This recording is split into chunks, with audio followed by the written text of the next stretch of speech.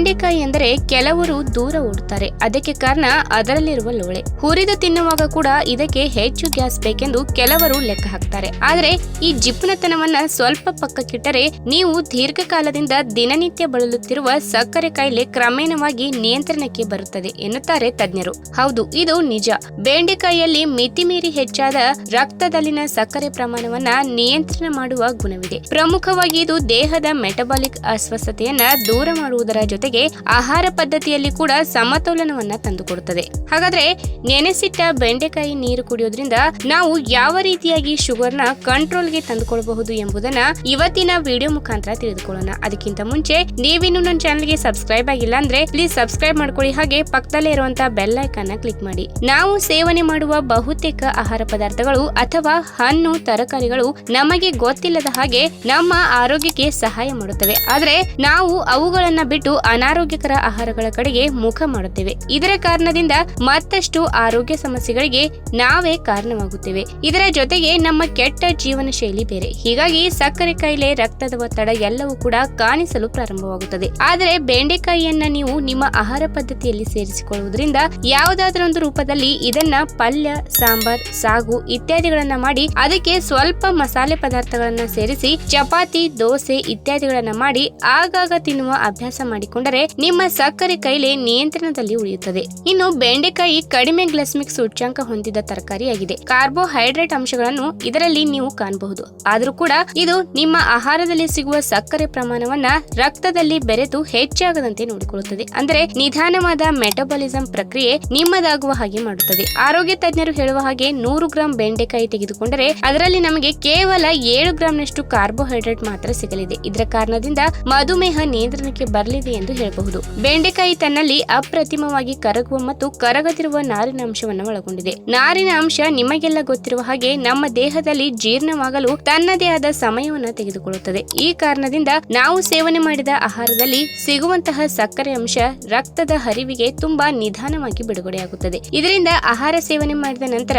ಇದ್ದಕ್ಕಿದ್ದಂತೆ ಸಕ್ಕರೆ ಅಂಶ ರಕ್ತದಲ್ಲಿ ಹೆಚ್ಚಾಗುವ ಸಾಧ್ಯತೆ ಕಡಿಮೆ ಇರುತ್ತದೆ. ಪ್ರೋಟೀನ್ ಅಂಶ ಹೆಚ್ಚಾಗಿರುವ ಬೆಂಡೆಕಾಯಿ ಬೇರೆ ತರಕಾರಿಗಳ ತರಹ ಅಲ್ಲ. ಹೀಗಾಗಿ ಮಧುಮೇಹ ಸಮಸ್ಯೆ ಇರುವವರು ತಮ್ಮ ದೇಹದಲ್ಲಿ ಪ್ರೋಟೀನ್ ಅಂಶದ ಸಮತೋಲನವನ್ನ ಕಾಯ್ದುಕೊಳ್ಳುವ ಜೊತೆಗೆ ರಕ್ತದಲ್ಲಿ ಕೂಡ ಅಚ್ಚುಕಟ್ಟಾಗಿ ಸಕ್ಕರೆ ಅಂಶವನ್ನು ಹೊಂದಬಹುದು. ಇನ್ನು ವಿವಿಧ ರೂಪಗಳಲ್ಲಿ ಬೆಂಡೆಕಾಯಿಯನ್ನ ನಾವು ಸೇವನೆ ಮಾಡಬಹುದು. ಇದನ್ನ ಹುರಿದು ತಿನ್ನಬಹುದು, ಬೇಯಿಸಿ ತಿನ್ನಬಹುದು, ಎಣ್ಣೆಯಲ್ಲಿ ಕರಿ ಸಹ ತಿನ್ನಬಹುದು. ಒಟ್ಟಾರೆಯಾಗಿ ಬೆಂಡೆಕಾಯಿ ನಮ್ಮ ದೇಹ ಸೇರುವುದರಿಂದ ನಮ್ಮ ಆರೋಗ್ಯದ ಸದೃಢತೆ ಹೆಚ್ಚಾಗುತ್ತದೆ. ಜೊತೆಗೆ ದೇಹದಿಂದ ವಿಷಕಾರಿ ಅಂಶಗಳು ದೂರವಾಗುತ್ತವೆ. ಆರೋಗ್ಯಕರವಾದ ಉಪಹಾರವನ್ನ ಸಹ ಬೆಂಡೆಕಾಯಿಯನ್ನ ಬಳಸಿ ತಯಾರು ಮಾಡಿ ಸವಿಯಬಹುದು. ಇನ್ನು ಮೊದಲಿಗೆ ಮೀಡಿಯಂ ಗಾತ್ರದ 4-5 ಬೆಂಡೆಕಾಯಿಗಳನ್ನ ತೆಗೆದುಕೊಂಡು ಅವುಗಳನ್ನ ಸ್ವಚ್ಛವಾಗಿ ತೊಳೆಯಬೇಕು. ಬೆಂಡೆಕಾಯಿ ತುದಿಯನ್ನ ಕತ್ತರಿಸಿ ಅರ್ಧಕ್ಕೆ ಉದ್ದವಾಗಿ ಸೀಳಿಕೊಳ್ಳಬೇಕು. ಒಂದು ಪಾತ್ರೆಯಲ್ಲಿ ನೀರನ್ನ ಇಟ್ಟು ಅದರಲ್ಲಿ ಇವುಗಳನ್ನ ಹಾಕಬೇಕು. ಇಡೀ ರಾತ್ರಿ ಇದನ್ನು ನೆನೆಯಲು ಹಾಗೆ ಬಿಡಬೇಕು. ನಂತರ ಬೆಳಗಿನ ಸಮಯದಲ್ಲಿ ಚೆನ್ನಾಗಿ ಬೆಂಡೆಕಾಯಿಯನ್ನ ನೀರಿನಲ್ಲಿ ಕಿವುಚಬೇಕು.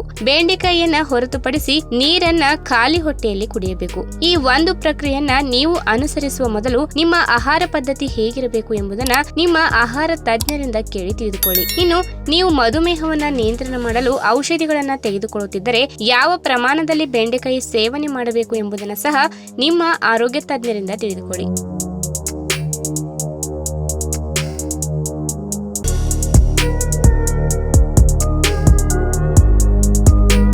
ಯಾವುದಾದರೂ ತರಕಾರಿಯಲ್ಲಿ ಸಮೃದ್ಧವಾಗಿ ದೇಹಕ್ಕೆ ಅಗತ್ಯವಾಗಿ ಬೇಕಾದಷ್ಟು ಆಂಟಿ ಆಕ್ಸಿಡೆಂಟ್ ಅಂಶಗಳು ಮತ್ತು ವಿಟಮಿನ್ ಅಂಶಗಳು, ಖನಿಜಾಂಶಗಳು ಇರುತ್ತವೆ ಎಂದರೆ ಅದು ಬೀಟ್ರೂಟ್ ಎಂದು ನೇರವಾಗಿ ಹೇಳಬಹುದು. ಇದರಿಂದ ಸಲಾಡ್ ಮತ್ತು ಜ್ಯೂಸ್ ತಯಾರು ಮಾಡಿ ಸೇವನೆ ಮಾಡಿದರೆ ಬಹಳಷ್ಟು ಆರೋಗ್ಯ ಪ್ರಯೋಜನಗಳು ಮತ್ತು ಇನ್ನು ಅನೇಕ ತರಹದ ಲಾಭಗಳು ಸಿಗುತ್ತವೆ. ನಾರಿನ ಅಂಶ ಇಲ್ಲದೆ ಇದ್ದರೂ ಕೂಡ ದೇಹದ ಜೀರ್ಣಶಕ್ತಿಯನ್ನ ಅತ್ಯುತ್ತಮವಾಗಿಸುವ ಅದ್ಭುತ ತರಕಾರಿ ಎಂದರೆ ಅದು ಬೀಟ್ರೂಟ್. ಬೀಟ್ರೂಟ್ ಜ್ಯೂಸ್ ಸೇವನೆ ಮಾಡುವುದರಿಂದ ಸಿಗುವಂತಹ ಆರೋಗ್ಯದ ಲಾಭಗಳ ಬಗ್ಗೆ ಇವತ್ತಿನ ವಿಡಿಯೋ ಮುಖಾಂತರ ತಿಳಿದುಕೊಳ್ಳೋಣ. ಅದಕ್ಕಿಂತ ಮುಂಚೆ ನೀವಿನ್ನು ನನ್ನ ಚಾನಲ್ಗೆ ಸಬ್ಸ್ಕ್ರೈಬ್ ಆಗಿಲ್ಲ ಅಂದ್ರೆ ಪ್ಲೀಸ್ ಸಬ್ಸ್ಕ್ರೈಬ್ ಮಾಡ್ಕೊಳ್ಳಿ, ಹಾಗೆ ಪಕ್ಕದಲ್ಲೇ ಇರುವಂತಹ ಬೆಲ್ ಐಕನ್ ಕ್ಲಿಕ್ ಮಾಡಿ. ಅನಿಮಿಯಾ ಸಮಸ್ಯೆಯಿಂದ ಬಳಲುತ್ತಿರುವ ಜನರಲ್ಲಿ ಬೀಟ್ರೂಟ್ ಕಬ್ಬಿಣದ ಅಂಶವನ್ನ ಒದಗಿಸುತ್ತದೆ ಎಂದು ಹೇಳ್ತಾರೆ. ಹೀಗಾಗಿ ನಿಯಮಿತವಾಗಿ 20 ದಿನಗಳ ಕಾಲ ಪ್ರತಿದಿನ ಬೀಟ್ರೂಟ್ ಜ್ಯೂಸ್ ಕುಡಿಯುವುದರಿಂದ ತುಂಬಾ ಆರೋಗ್ಯದ ಲಾಭಗಳು ಸಿಗುತ್ತವೆ. ಇದರಲ್ಲಿ ಹಿಮೋಗ್ಲೋಬಿನ್ ಅಂಶದ ಪ್ರಮಾಣ ಹೆಚ್ಚಾಗಿದ್ದು, ಕೆಂಪು ರಕ್ತ ಕಣಗಳು ದೇಹದ ವಿವಿಧ ಭಾಗಗಳಿಗೆ ಆಮ್ಲಜನಕವನ್ನ ಪೂರೈಕೆ ಮಾಡುವಲ್ಲಿ ಪ್ರಮುಖ ಪಾತ್ರ ವಹಿಸುವುದರಿಂದ ಗರ್ಭಿಣಿ ಮಹಿಳೆಯರಿಗೆ ಕೂಡ ಇದು ಹೆಚ್ಚು ಅನುಕೂಲಕಾರಿ ಎಂದು ಹೇಳಲಾಗುತ್ತದೆ. ಇದರಲ್ಲಿ ನೈಸರ್ಗಿಕವಾದ ಕಬ್ಬಿಣದ ಅಂಶ ಇರುವುದರಿಂದ ದೇಹದಲ್ಲಿ ಹಿಮೋಗ್ಲೋಬಿನ್ ಕೊರತೆ ಎದುರಾಗುವುದಿಲ್ಲ. ಇನ್ನು ಬೀಟ್ರೂಟ್ ನಲ್ಲಿ ಕಂಡುಬರುವ ನೈಟ್ರೇಟ್ ಅಂಶ ಮುಖ್ಯವಾಗಿ ಹೃದಯ ರಕ್ತನಾಳದ ಕಾಯಿಲೆಗಳನ್ನ ಹೋಗಲಾಡಿಸುವಲ್ಲಿ ಪ್ರಮುಖ ಪಾತ್ರ ವಹಿಸುತ್ತದೆ. ಹೀಗಾಗಿ ರಕ್ತದ ಒತ್ತಡ ಹೆಚ್ಚಾಗಿರುವ ಜನರು ಬೀಟ್ರೂಟ್ ಸೇವನೆಯನ್ನ ಅಥವಾ ಬೀಟ್ರೂಟ್ ಜ್ಯೂಸ್ ಸೇವನೆಯನ್ನ ಅಭ್ಯಾಸ ಮಾಡಿಕೊಂಡರೆ ದೇಹದಲ್ಲಿ ಸರಾಗವಾದ ರಕ್ತ ಸಂಚಾರ ನಡೆಯುತ್ತದೆ. ಹೀಗಾಗಿ ಹೃದಯದ ಆರೋಗ್ಯವನ್ನ ಮತ್ತು ಹೃದಯ ರಕ್ತನಾಳದ ಕಾಯಿಲೆಯನ್ನ ನಿಯಂತ್ರಣದಲ್ಲಿಟ್ಟುಕೊಳ್ಳಲು ಬೀಟ್ರೂಟ್ ಜ್ಯೂಸ್ ಹೆಚ್ಚು ಸುರಕ್ಷಿತ ಮತ್ತು ಹೆಚ್ಚು ಆರೋಗ್ಯಕರ ಕೂಡ ಹೌದು. ಇನ್ನು ನಮ್ಮ ಮೆದುಳಿನ ಜೀವಕೋಶಗಳಲ್ಲಿ ನೈಟ್ರೇಟ್ ಅಂಶ ಕಡಿಮೆಯಾದರೆ ಅದರಿಂದ ರಕ್ತ ಸಂಚಾರ ಕಡಿಮೆಯಾಗುತ್ತದೆ. ಮೆದುಳಿನ ಅರಿವಿನ ಸಾಮರ್ಥ್ಯ ಕೂಡ ಕ್ರಮೇಣವಾಗಿ ಕ್ಷೀಣಿಸುತ್ತದೆ. ಹೀಗಾಗಿ ಬೀಟ್ರೂಟ್ ಜ್ಯೂಸ್ ಸೇವನೆಯಿಂದ ಅತ್ಯಧಿಕ ಲಾಭಗಳನ್ನ ಈ ವಿಚಾರಗಳಲ್ಲಿ ನಿಮ್ಮದಾಗಿಸಿಕೊಳ್ಳಬಹುದು.